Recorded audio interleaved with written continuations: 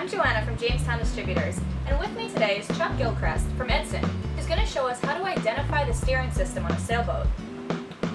This boat is a 1985 Cape Dory 36, and we're taking a look at the steering pedestal and looking at the different factors that would identify it as an Edson steering system. Let's take a look. We're going to look at a few different ways to identify an Edson steering system on a sailboat.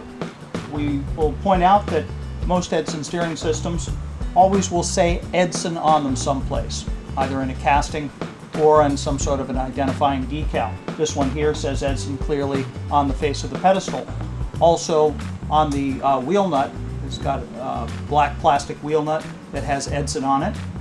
The pedestal guard, which attaches to the pedestal on an Edson system, is always 9.5 inches across. That's a good identifier. Older Edson steering systems had 1-inch diameter tubing.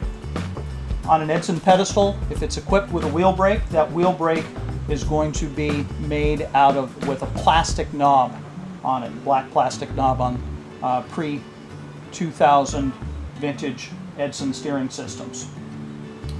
The down tube on the pedestal prior to 1980 was 3.5 inches. From 1980 on, it'd be 4.5 inches.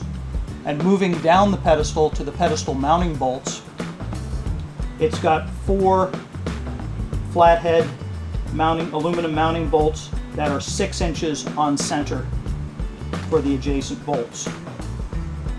We'll even take a look later on as to how to identify them from the inside, because every Edson pedestal has a serial number on it. In a nutshell, if it's an Edson steering system, it's going to say Edson on it someplace, either on the inside or the outside. We've now identified this as an Edson steering system. Now we can start working on it, maintaining and rebuilding it. Now remember, you can find maintenance and rebuild kits at JamestownDistributors.com.